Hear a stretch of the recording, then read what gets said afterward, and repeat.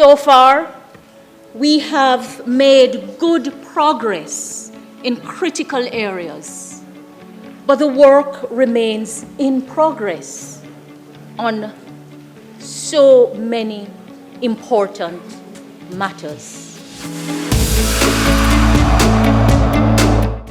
The journey continues in the Ministry of Legal and Constitutional Affairs. The ministry is tasked with overseeing legal education. At the heart of training the country's judicial minds is the Norman Manley Law School at the University of the West Indies Mona campus.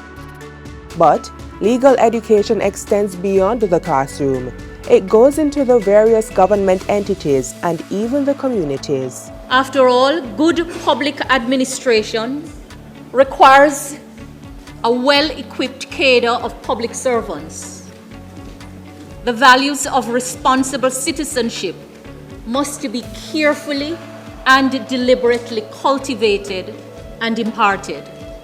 The Legal Education Division of the Ministry is implementing a robust public legal education program on the Constitution and laws of Jamaica to include intra-government training and sensitization. Madam Speaker, during the reporting period of April 1, 2024 to March 31, 2025, the division engaged approximately 11,400 people through sessions with approximately 52 entities across ministries, departments, and agencies, the private sector, civil society, churches, clubs, high schools, and vulnerable groups. The sessions included webinars, face-to-face meetings, online meetings, and more recently, town hopping to reach a wider cross-section of Jamaicans. In collaboration with the Ministry of Education, Youth, Skills, and Information, in all of its 7 regions, an island-wide school tour was launched. Later this year, Jamaica will once again be evaluated on its human rights record by the United Nations. Jamaica's 4th review under the Universal Periodic Review Mechanism of the United Nations will take place during the 50th session of the UPR Working Group on November 11 this year. The UPR is designed to prompt, support, and expand the promotion and protection of human rights in every country. The team is also working on the report under the International Covenant on Civil and Political Rights, and the draft is now about 80% complete. Behind the scenes, the Law Revision Secretariat continues to modernize and publish Jamaica's legal framework for public access. The Secretariat completed major initiatives in the reporting year to include revision of newly enacted and amended statutes for the year 2023. We are working with a backlog. Revision of newly enacted and amended subsidiary legislation. Now, a giant leap in digital access. The Jamaica Legal Information Platform, or JLIP, is almost complete. I am so pleased to announce that this portal has been successfully deployed to staging.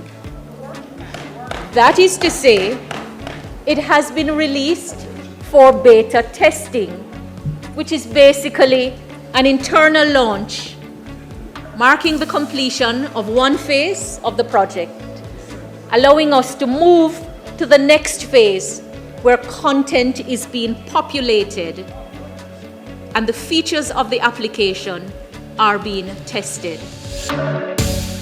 JLIP will feature every Jamaican law since 1944, fully searchable by topic, legislation, or regulation. Another feature of the website where we provide help in the form of Gavi. So if you're searching on the website and you need help and you have a question, you want to ask and get something answered, you can get some help in that. The Office of the Parliamentary Counsel remains the legislative engine of government, translating policy into enforceable law. Over the reporting period, the office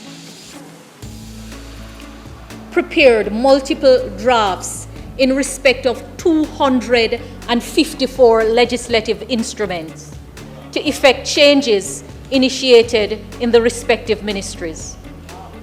These include draft bills and subsidiary legislative instruments, such as regulations, orders, notices, and rules. During the period April 1, 2024 to March 31, 2025, the Office of the Parliamentary Counsel handled 425 legislative matters. And then, history.